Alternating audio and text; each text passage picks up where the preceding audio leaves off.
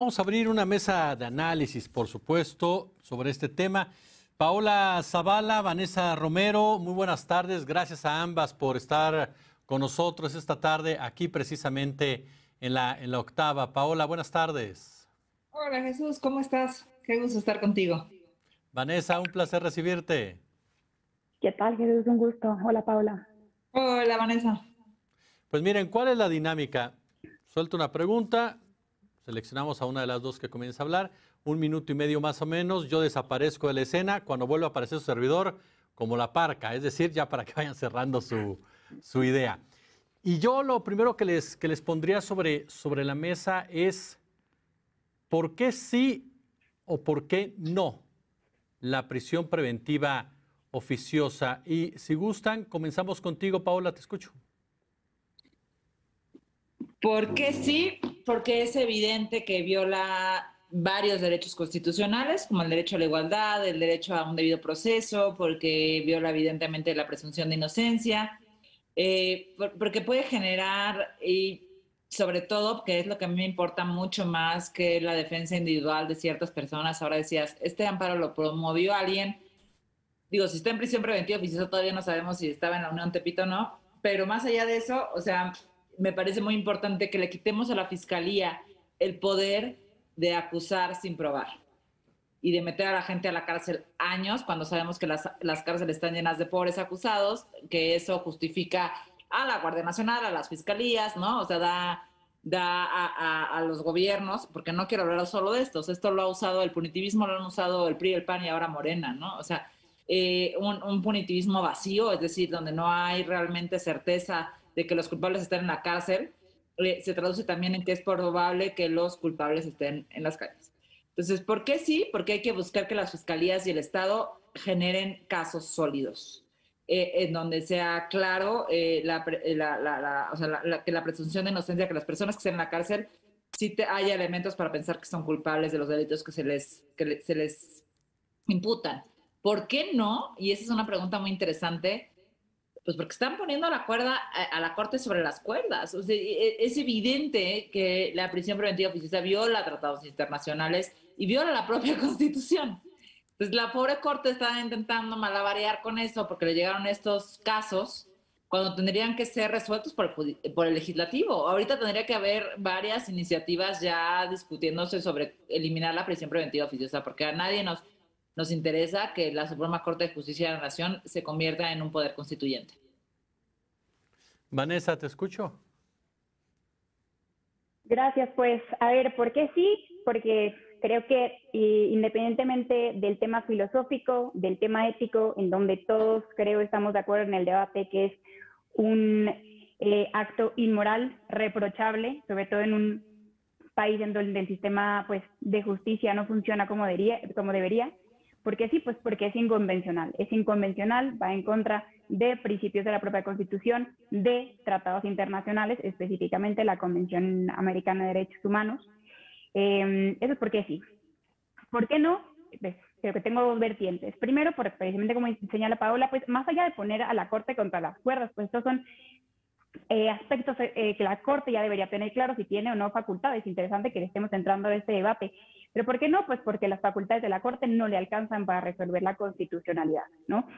Independientemente de lo que si quieres podemos platicar de la inconvencionalidad, porque va en contra de la comisión. ¿Y por qué no? También porque creo que sacar a la prisión preventiva oficiosa de la Constitución no es la única solución. Esta discusión debería detonar otros temas de cuales deberíamos estar hablando, ¿no? Todas las discusiones en materia de seguridad, de impartición de justicia, de la responsabilidad que le toca a cada uno de los poderes en este sistema fallido de impartición de justicia, el Ministerio Público, ¿no? Entonces, ¿por qué no únicamente eliminarlo? Este punto que señala Vanessa, Paola, y que es interesante en todo esto, porque a final de cuentas la Suprema Corte está en la discusión, pero ¿le alcanza o no le alcanza a la Suprema Corte para, digámoslo de esta manera, cambiar lo que es la prisión preventiva oficiosa? A ver, ahí me gustaría muchísimo, Jesús, tener como el mapa muy claro, que es muy difícil para nosotros abogados traducirlo al español. Este, Hoy el proyecto se cambió, ¿no? O sea, dijo el ministro ponente, oigan, espérenme, los he oído, déjenme hacerles otra propuesta, porque en el fondo todos estuvieron de acuerdo. O sea, todos dijeron, menos Esquivel, me parece, todos los demás dijeron, oye, pues sí, o sea, se están violando derechos humanos con la prisión preventiva oficiosa. Pero no estoy de acuerdo en que se inaplique la Constitución, ¿no? O sea, se pusieron en un tema, por eso es histórica esta resolución de la Corte, porque por primera vez, después de 2011, la Corte tiene que decir si un artículo constitucional es no constitucional, que a los que nos escuchan pueden sonar absurdo, pero es entre dos premisas constitucionales se pelean o no, ¿no? Y la Corte está ahí diciendo, pues quién sabe, porque tampoco me quiero ser constituyente, porque eso sería muy peligroso para el país, diciendo, oye, no legislativo, lo que tú dices va en contra de los derechos humanos y voy a priorizar el derecho internacional público, el derecho internacional de los derechos humanos, y eso tiene sus muchos peligros, como lo dije al principio, pero es verdad que en esta misma lógica, pues entonces mañana pueden constitucionalizar la tortura, y como es constitucional, pues ahí la van a dejar, ¿no? En la lógica de varias de los ministros que votaron en contra. Entonces ahora dijeron, bueno, déjame replantearlo y dentro de 2 días vemos, porque todos estuvieron en contra de que era de que violaba derechos humanos, pero no estaban tan seguros de hacer su voto a favor de declarar inconstitucional un artículo constitucional. Espero no haber sido muy revuelta, pero en serio la Corte está por primera vez en su vida, o sea, ante la prisión preventiva oficiosa, parado frente al legislativo de frente, ¿no? Y eso me parece además un momento político muy relevante, más allá del fondo de la prisión preventiva oficiosa. Vanessa. Sí, correcto. A ver, fueron 4 ministros los que abiertamente se declararon en contra de la inaplicación del artículo 19 constitucional por considerar que no tienen facultades. De hecho, también por ahí otros ministros, aunque no señalaban estar abiertamente en contra del proyecto, lo resaltaron o resaltaron su preocupación. Y es precisamente su preocupación la que deriva del propio texto constitucional, que señala que únicamente, pues no el legislativo, pero sí el Congreso de la Unión, con votación de mayoría de sus partes, y la mayoría de las legislaturas estatales, quienes están facultados para reformar la Constitución. Entonces, su resolución, como queramos llamarle, ¿no? Inaplicando, declarando inconstitucional, no observando el 19 constitucional, pues lo que estarán haciendo de facto, materialmente, sería modificar la Constitución, ¿no? Entonces, eso es lo que parece preocuparle a los ministros y a mí me parece que con toda razón. De hecho, el ministro Saldívar decía, esto es abrir una puerta que después quién sabe hacia dónde nos lleve. También el día de ayer la ministra Loretta Ortiz señalaba en relación con esto que no tenemos al día de hoy un buen sistema de protección de derechos humanos como el que deberíamos. Precisamente es el problema que nos está llevando hoy a este callejón sin salida. Hoy la Corte está ante un callejón sin salida. Yo creo que el proyecto presentado por el ministro Luis María Aguilar presenta una posible solución, que yo creo que hacia allá va a ir el proyecto de votación del jueves, en donde no se pretende modificar, inaplicar el artículo 19 constitucional, sino intentar una aplicación, una interpretación conforme de lo que entendemos por prisión preventiva oficiosa. Yo creo que están llegando a una solución más bien creativa para encontrar cómo sí el texto del 19 constitucional hoy nos funciona conforme a derechos humanos. Y yo creo que por ahí veremos algo interesante el jueves. Ahora, hay un punto que está en el centro de la discusión y que incluso ya lo tocaban ustedes de cierta manera, pero que se vino a poner tal vez enmarcado incluso con lo que mencionabas, Paola, del interés político. Cuando el presidente de la República dice, se puede poner en riesgo que salga gente de cuello blanco, los delincuentes de cuello blanco. Hoy el mismo ministro señala, hay que ver las cárceles, hay gente, la mayoría de la gente que está en la cárcel no es gente rica.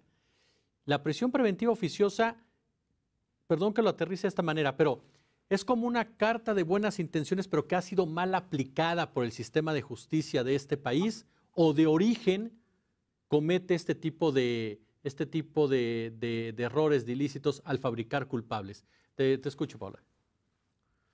Sí, Jesús, ¿qué pregunta tan importante haces? Creo que son 3 preguntas en un solo comentario. O sea, la primera es la independencia del Poder Judicial, ¿no? Cuando el presidente dice, estoy arrepentido de quien, no sé si arrepentido es el adjetivo, discúlpenme si no me acuerdo, pero como no estoy seguro de las personas que propuse para la Corte, es muy fuerte porque es un poder independiente al judicial que tiene que responder a la ley y no a la lealtad. me parece muy importante. Entonces, todavía más histórico este tema porque pone a la Corte en el foco de su independencia como poder. En segundo lugar, lo que hemos visto, lo que vemos las organizaciones que trabajamos en las cárceles y que trabajamos con personas privadas de su libertad es que no es cierto.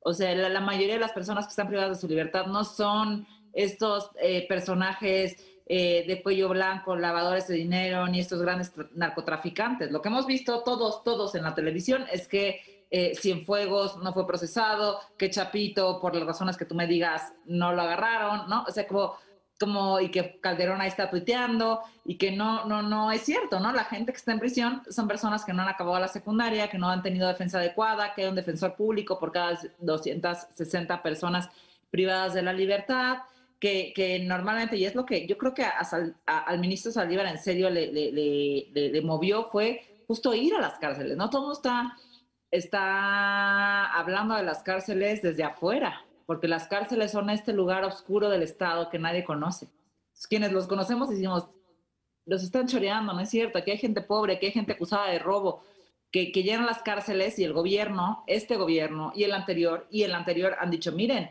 cómo estamos actuando, estamos llenando las cárceles. Ahorita las cárceles están sobrepobladas. ¿Cuál es la apuesta? ¿Hacer nuevas cárceles? ¿Eso queremos o queremos prevenir el delito? Me parece que sí estamos en una coyuntura ahora también con el tema de militarización muy importante para saber cuál es nuestra apuesta social. Seguir combatiendo o construyendo paz y entendiendo quiénes están en las cárceles y que no nos engañen. No están estas personas que dicen, hay, seguramente, pero a ellos les podemos dictar prisión preventiva justificada, como a muchos otros. Pero la verdad es que quienes padecen este sistema son los pobres y quienes políticamente lo usan son los políticos que dicen, mira, ya llené las cárceles, estate tranquilo, cuando en realidad la violencia sigue y crece. Vanessa. Sí, a ver, yo no creo que la prisión preventiva oficiosa sea como preguntas, una carta de buenas intenciones. Yo creo que es una respuesta a la realidad nacional. O sea, en la discusión que hoy estamos teniendo deberíamos tener más a profundidad respecto a la prisión preventiva oficiosa. Es más compleja y tiene más aristas de lo que yo creo que se intenta señalar. O sea, más allá de filias, de fobias, yo creo que hay matices que le pueden dar a uno u otro bando, porque la solución no es dicotómica, no es sí a la prisión preventiva oficiosa o no a la prisión preventiva oficiosa. Y creo que todo este debate lo está evidenciando.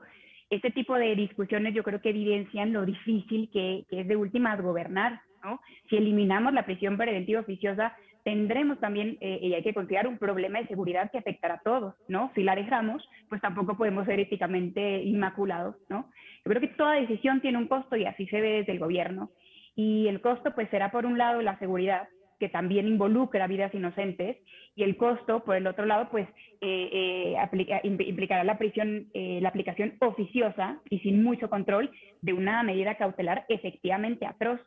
Lo que señala ahora Paola de los pobres, ¿no? En prisión preventiva oficiosa, pues no olvidemos que no solo están en prisión preventiva oficiosa, están en prisión sin sentencia, ¿no? Entonces, está muy bien para Saldívar ahorita pararse y decir lo indignado que está ahora que fue a Santa Marta y que ve a las mujeres en prisión, pero no recordemos que también es cabeza de Estado y es cabeza del Poder Judicial que tiene a 4 de cada 10 personas sin sentencia, ¿no? Entonces, a eso voy con que el problema es mucho más profundo de la punta del iceberg que nos muestra la prisión preventiva oficiosa. Hola. No, me gusta mucho lo que dice Vanessa de que no es dicotómico, ¿no? El presidente siempre ha dicho, es que van a salir los de cuello blanco y los narcotraficantes. Yo le contestaría, vamos a negociar. Deje a los narcotraficantes, a los feminicidas, a los homicidas, a quienes están acusados de trata de personas, de desaparición forzada dentro de las cárceles. Prisión preventiva oficiosa,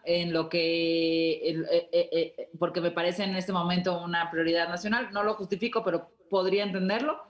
Pero todas las personas que están adentro por otros delitos en prisión preventiva oficiosa, sobre todo vinculados a daño patrimonial, déjelo salir y se le va a seguir en las cárceles.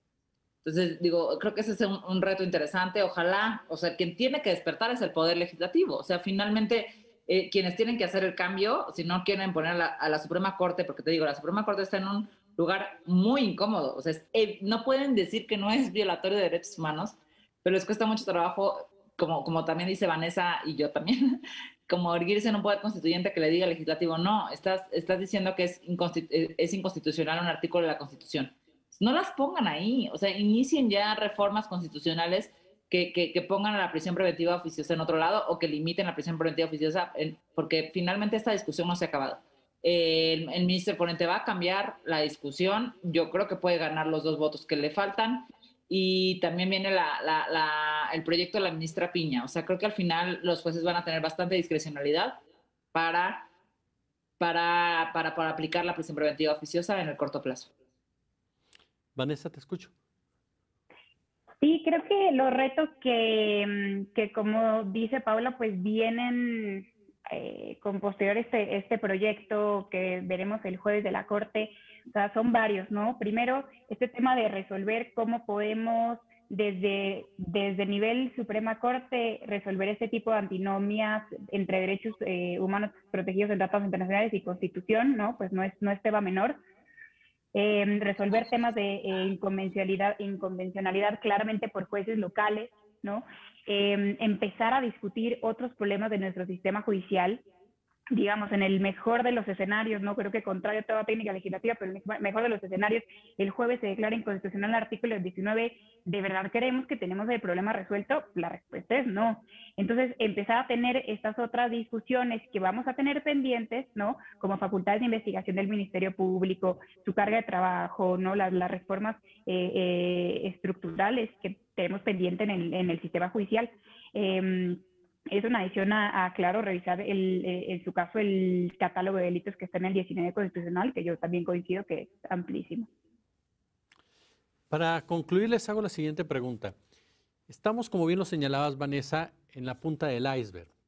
La aplicación de la justicia en México, la aplicación de la ley, tiene muchos problemas, muchos, pero muchos problemas, que incluso, ustedes son las expertas, por supuesto, nos muestran, nos reflejan mucho de la desigualdad, tanto económica como social, como política y demás. Y lo vemos precisamente en las cárceles, lo vemos precisamente en la fabricación de culpables.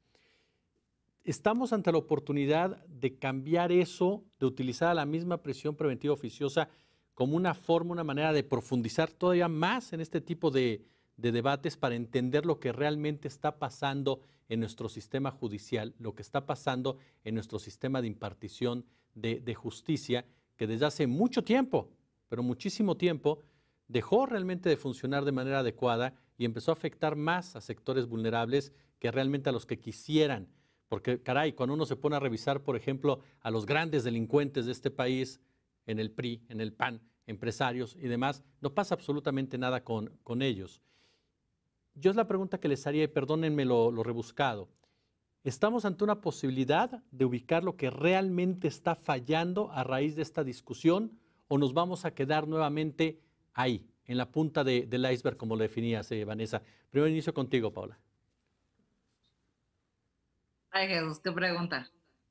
Si me preguntas, a lo mejor creo que sí nos vamos a quedar en la punta del iceberg, pero desde luego es la posibilidad. Ojalá no la frenen, porque es cuestionar el sistema de justicia. ¿Por qué dejamos que un fiscal deje ir a Cienfuegos sin investigarlo?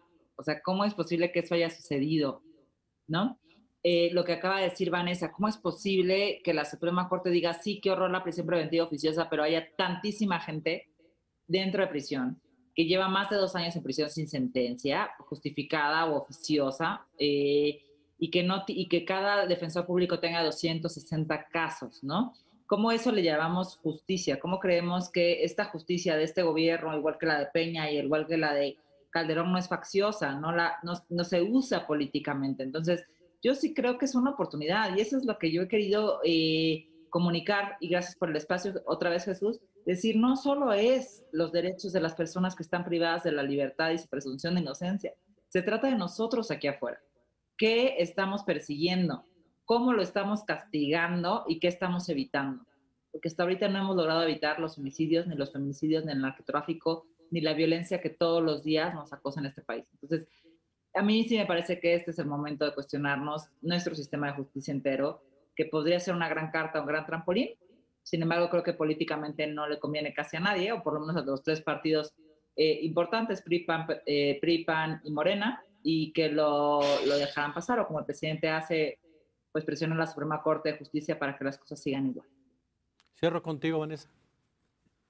Gracias, pues a ver, yo también soy optimista y creo que este debate no lo dejaremos así, o creo que nos toca a los involucrados hacer que no se quede ahí. Yo creo que tenemos voces importantísimas en el debate nacional que tocan ser escuchadas y que pues, yo no recuerdo que hubiesen tantas voces interesadas en el sistema de justicia en el pasado. Escuchemos lo que se tiene que decir en materia de reforma policial, en materia de políticas antipunitivistas, que inclusive llegan desde el feminismo, ¿no? Políticas diversas de medidas pues diferentes a prisión como sanción, las reformas al Ministerio Público, voltear a ver los poderes locales, ¿no? Recordemos que la mayoría de la gente que tiene prisión preventiva oficiosa son del fuero común, ¿no? Voltemos a ver nuestro sistema de justicia local, no pensemos que todo es federal, que todo es pues la corte, ¿no? Voltemos a ver de dónde deriva la desconfianza en nuestras instituciones, que no solo afecta el número de denuncias, sino pues el impulso del proceso. Yo la verdad es que sería optimista, y si no, pues nos toca a todas las voces seguirle dando ese impulso. Yo de verdad quiero agradecerle a ambas su presencia en este espacio, sus opiniones, sus lecturas, de verdad han sido muy enriquecedoras para nosotros. Mi querida Vanessa Romero, muchísimas gracias por estar con nosotros. Paola Zavala, muchísimas gracias como siempre. Les mando un fuerte abrazo y gracias. Gracias a ti por abrir el espacio, Jesús, como siempre. Gracias. Hasta luego. Una pausa, regresamos con más. La Octava Noticias.